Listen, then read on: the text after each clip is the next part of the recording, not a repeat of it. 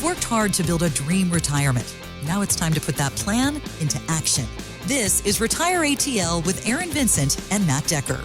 The team at Vincent Financial wants to help you build, protect, and grow income to get you to and through retirement. Now, Retire ATL with Aaron Vincent and Matt Decker. This is the Retire ATL podcast, all powered by the Vincent Financial Group. You can get more when you visit retireatlradio.com. Thanks for subscribing. Thanks for downloading. Now, let's get to the show. We are here with CFP Investment Advisor Aaron Vincent and CFP Matthew Decker. My name is Mark Owens. All right, gentlemen, I want to get right to it. Love it. Okay. You're in. Let's do it. You've been I'm a little worried. Kidnapped. Oh. You're put into a dark room. Oof. A spotlight on your face right Again? now. Yeah. Again. Not again. Oh, that's funny. This isn't fun anymore. All right, spotlight on your face. The world wants to know. Matthew Decker. Aliens, do they exist? What are your thoughts? Go. Aliens. Go. You know, I got a funny story about aliens. So, Wait, you got to answer first. Back in I can't answer first. Okay. This is part of the tactic. All right, Someone puts a spotlight in your face. You're not just gonna answer. You're gonna be like, can I tell a story? I'm going to answer your question with a question. Can I tell a story? What do you think about Yeah, it? exactly. I'm not intimidated. Let me tell you a Define story. aliens. Hey, I'm gonna need something to drink because I got a long story I want to tell you. By the way, that light's bright. Can you I turn it need a down? Bud Heavy and a pack of Marlboro That's Reds. right. Let's go. So one of my favorite things to do is whenever I get into an Uber, and Aaron has experienced this with me. Whenever I get into an Uber, I just try to think of the most random conversations that we can get into. And I'll be honest with all of you, I'm really good at this. And I don't know why, but I have had some of the wildest conversations with Uber drivers. And Aaron actually experienced one when we were out doing 29029 last year in Idaho. Yeah. But that's not the story I want to tell. Maybe we'll save that for another time. So if you want to hear that story, just call in and let us know. 770-741-0120. Just ask for the Idaho cab story. This is like Inception, a story within a story within a story. I want to see how this all relates back to That's aliens. right. It's the weave, baby. All right. So last year, get into an Uber, going to the airport, and this Uber driver, she's just got this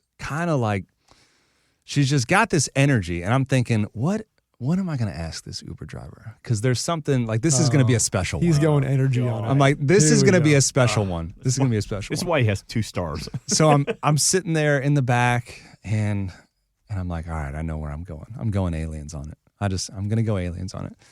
So I'm talking to her and I'm like, hey Jenna, I don't know. I just got to ask you, like, you believe in aliens, don't you? I didn't ask her if she believed. I put it on her. And she sat up straight and she goes, why? Why would you ask me that? How would you know to ask me that? And I was like, you just seem like the type of person that believes in aliens. And she turns around and she's like, I know there are aliens. Here we go. I know for a fact that there are aliens. And in fact, my niece is an alien, a legit alien. And she goes on to tell me this story about she has members of her family that are they are members of an intergalactic alien federation. And there are good aliens and there are bad aliens. And some of the aliens are actually demons and they're masquerading as aliens. I talked to this Uber driver for the whole ride to the airport, 45 minutes. They went the other way around 285 to get to the airport. It was the most incredible conversation about aliens that I've ever had. And she's telling me about all these experiences with aliens. And I got out of that car and I'm like, man, I guess aliens are real. Like, I just guess they're real. She's got me convinced. I thought you were going to answer Mark's questions with just 2 words. Elon Musk. Elon Musk. So the answer to your question, you got the bright spotlight on my face. Right. Yeah, I think that there are aliens, and I think that there's an intergalactic federation of aliens that fight battles on our behalf, and there are people that walk around, and they're actually aliens. You think you're going Men in Black. You think that there are people that walk among us and sit among us that are aliens. I'm telling you, Jenna has me convinced. In 45 minutes, she sold me. And she sold me in 45 minutes. That's how I met your mother. All right. I don't know how you top that, Aaron. Good luck. Well, mine's pretty simple. My answer is no. Wah, wah, wah. Come on. Now, I'm not going to get into stink. it. Don't at me. I'm not going to get into a debate about how Don't I can at me like you have social I don't have media. any social media. Don't MySpace me. Is that what that means? At? I think so. I'm kidding. It does. I don't want to debate you on how I can disprove your theory. No, I mean, is it possible that there are aliens? Yeah, I couldn't disprove that, but I don't think that there's the little green men with the beady eyes that want to probe us. Yeah. But I do think, Gosh, golly. again, you saw fire in the sky. So, this universe is so big. How can you not think there's not something else out there, even if it's a little? well, bug? yeah. But so here's my problem. Yeah. How can you think that? Like and I'm not asking that like I'm criticizing you. I'm saying based on what? Feels like a criticism. Based on what? I feel judged. Well, you should. Harshly. I'm definitely judging you because you got intergalactic freaking demons and stuff. Call Jenna. Let's go for a ride. All I'm saying is, Now, I do I don't believe think we're in good and evil and another realm, a spiritual world. I and all believe that. in angels, yes. Yeah, for sure. I believe in spirits. But If you believe in angels, that means you got to believe in demons too. Goes both ways. so that's why I'm saying, like, are we talking, are those the aliens? Then okay, I believe in aliens. But if we're talking aliens, let's get like theological there are people, yeah, I'll get theological. I love me some theology. But if we're talking about like spaceships out in space that travel at different dimensions because they've got a special magnet that does all, no, I'm not in on that. But how can you believe in theology? You want to have that conversation and believe that if God created all this, he didn't create other elements of organisms out there. Well, that's what I'm in saying. the universe. Is it possible? Yes. Yes. But to say, yes, I believe and here's why, I want to know what you base that off of. I base what I believe on the Bible and all of the Bible. So the Nephilim, they were aliens. Maybe they were. There you go. It is a big universe, and we are a tiny speck in that universe. That's true. We are not alone. We're definitely not alone. Did you see that they're remaking the X-Files? Yeah, I think it's going to go straight to streaming, but we are not alone out there. Interesting. Here's why I ask you all that. Yeah, why did you ask us that? Nothing. I just wanted your opinion. So anyway, let's talk about 401ks. No, I want to ask that because you would think in that exact same situation that the most powerful position in the world would be President of the United States of America. No, it's the Federation of the Intergalactic. It's that guy. It's whoever's running the alien wars. It's Jenna. It's the Uber It's whoever driver. has the pen that can erase your memory after Right. you see stuff you shouldn't see. Former President Barack Obama, he was on the Brian Tyler Cohen podcast, and they talked about just that. Are aliens real? They're real, but I haven't seen them, and they're not being kept in Area 51? Area 51. There's no underground facility unless there's this enormous conspiracy, and they hid it from the President of the United States. What was the first question you wanted answered when you became president? Where are the aliens? This isn't a red or a blue or Republican or Democrat thing. How does the President of the United States of America not know if aliens are real? He's the Honestly. first person that should know. Nah, I call BS on all that. You think he That knows? didn't feel right at all. Yeah? No, that was. Think no. he knows? I mean, there's no underground base at Area 51. Like, come on, bro. There's a reason you will get shot if you even try to climb the fence Come at on. Area 51. I mean, they've got like seismic measuring. What would that be? Like a security device. Mm-hmm. Like they've got literal devices in the ground that measure if there are footsteps in the vicinity of Area 51. But hey, there's nothing there actually. There's actually nothing there. Nothing important. There's nothing there. Just what all do you the- think? all the 770? No, I'm just kidding. But All I right, really so- want to know if they exist, but there's nothing there. There's nothing there. But Come on. see, exactly. I think there's I something just there. really dodged. I don't want you to know what I really think. Will Smith proved to us that aliens are real. He punched one in the face. All right, so I want to flip that as we're talking conspiracies and myths about aliens. But I want to flip that, gentlemen, to what you do for retirement planning for the families that you serve. I'm going to give you some of these financial myths, if you will, or misconceptions, and I want to get your take. And here's a big one. A lot of people feel this way. Social Security. I'll be fine. That's going to cover most of what I need in retirement. Ooh, I love that. How is Can we that? talk about Social Security for a second? Wish you would. Area 51, you mean? Yeah, exactly. There's no underground Social Security base. That's where your benefits are going right now. This is actually we have a little I have a little segment in our educational workshops where we talk about Social Security and just set the expectation on what it is and what it's not. By the way, we're all over the place in the North Atlanta metro area the next Not month or so. disorganized all over the place. Like, we're literally going to be in a lot of places. We're going to be in a lot of places doing these educational workshops. If you'd like an invite, we always save some spots for our listeners. You can text our number, 770-741-0120. Just text the word seminar. We'll get you the dates, the locations, the times, and try to find one that's right for you. But in those workshops, we do talk a little bit about Social Security. And here's what most people just have no idea about Social Security. When Social Security first came on the scene, it was literally a last resort safety net for people who lived too long. For people who lived too long. So when you got to the age of filing for Social Security, I guarantee you most of you have just not thought about this at all. But think about your life expectancy, 40 years ago, 50 years ago, 60 years ago, life expectancy, much lower than it is today. Our life expectancy is much higher than it really, there's a little blip now, but it's much higher than it's ever been in, like, if you zoom out of the chart. Well, when Social Security first came on the scene, if you reached the age of Social Security and filed for benefits, the way that they built the Social Security math problem, right? Because they collect benefits in order to pay benefits out, and that's based on a big math problem of how much do we need to collect in order to pay out while people are alive. It's just a math problem, similar to like a pension. Mm-hmm. The math problem said, if people get to the age of Social Security and file, they will only live for 2 more years. That is how the Social Security benefit system was built. A 2-year life expectancy once you filed. We have people filing at 62, living to 95. Yeah.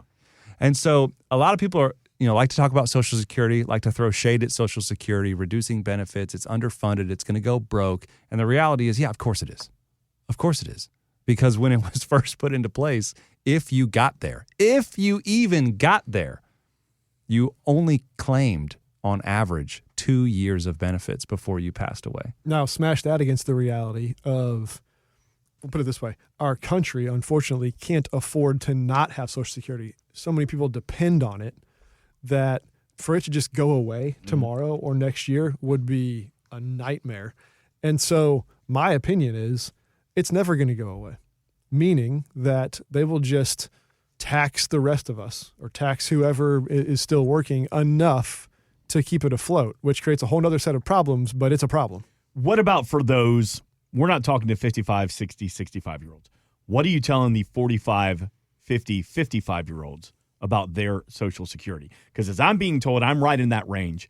I'm being told it's not going to be as much as you think.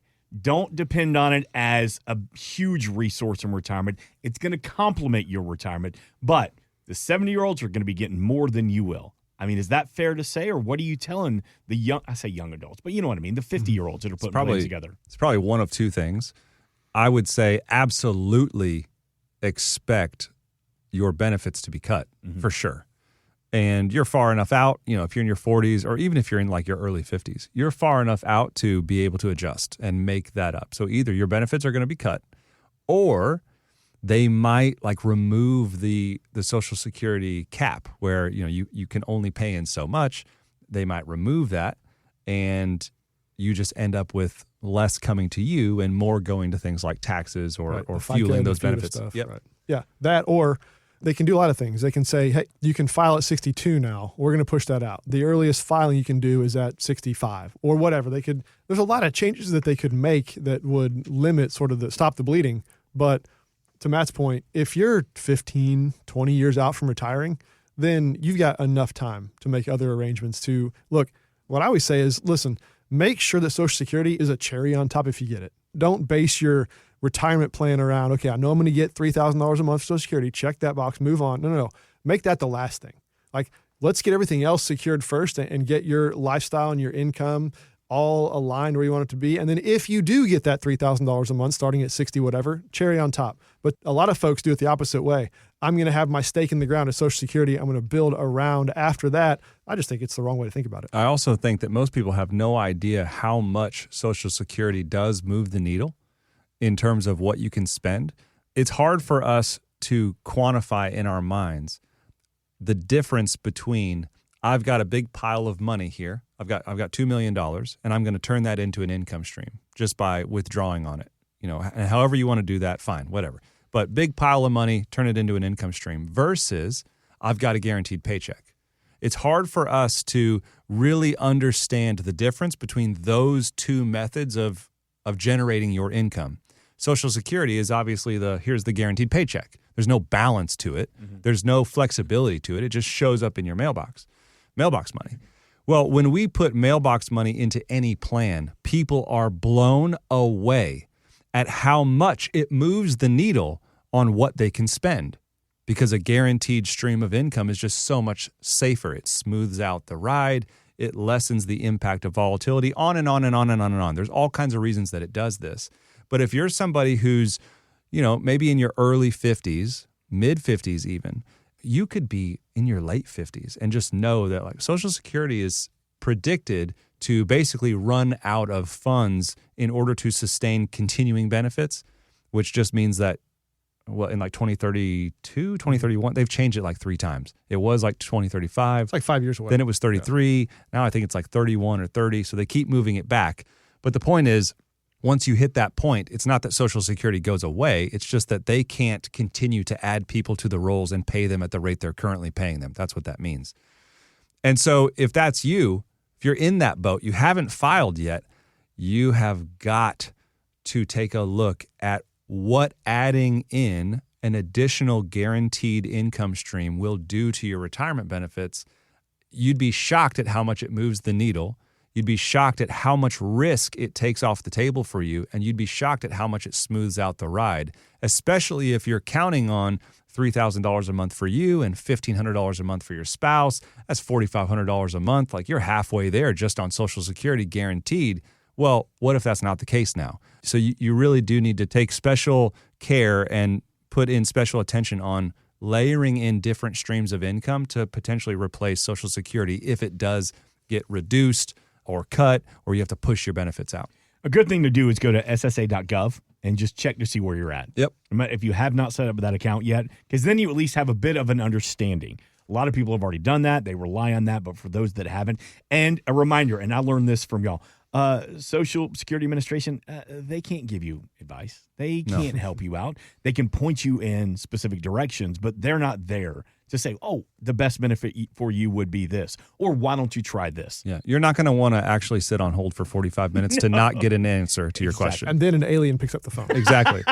But you can call 770-741-0120. We have a representative standing by right now to talk to you, and the team at the Vincent Financial Group, always available at retireatlradio.com. Talk about some of the myths, misconceptions, and retirement planning. All right, here's one. I want to get your reaction to it. If somebody comes to you and say, hey, look, you know what's going to be great? I don't need to worry about so much about having a ton of income in retirement because I'm just going to spend less money once I retire.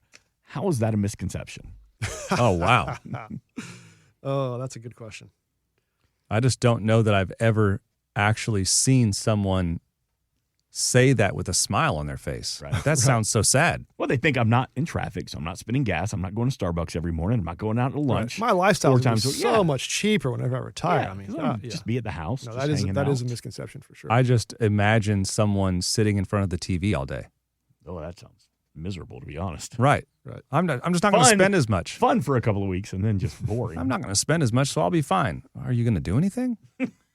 What? Surely you got some goals. You seem like someone who's got some purpose to you. Like, what are you going to be doing? So, but do you find not this? It's all I care about, not this. Right. Do you find that people spend more in retirement? I think that people, well, that's a hard thing to answer because most people are saving so much. When they come into our office, they're like, hey, I'm in my last, 3 years, 5 years. And so I'm saving as much as I possibly can. And so a lot of times when we ask them, hey, what do you need?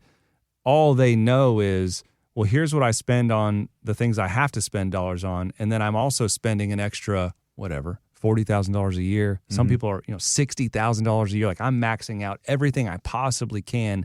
And so they're living in this world where they're living so small and saving so much that a lot of them just have no idea what they actually are going to spend in retirement because they're kind of in like head down mode, serious, no fun, max everything out at the end. So it does take a little bit of massaging to be like, hey, what does retirement look like for you? And be specific. How do we reach out to you and the team at the Vincent Financial Group? What's the best way to find you to begin having long-form conversations about our financial future? Yeah, you can either call or text this number. It's 770-741-0120. And we have people standing by to talk with you. We can explain our process to you, when you make that phone call and kind of we can talk about where you're at in your life and your process. The idea, though, is that we get to have an initial conversation. It's not like bring all of your statements and have everything buttoned up and show us your spreadsheet. And in that first conversation, it may be just a quick phone call so that we can answer a couple of questions for you and you can feel us out if you want to actually go through our process. But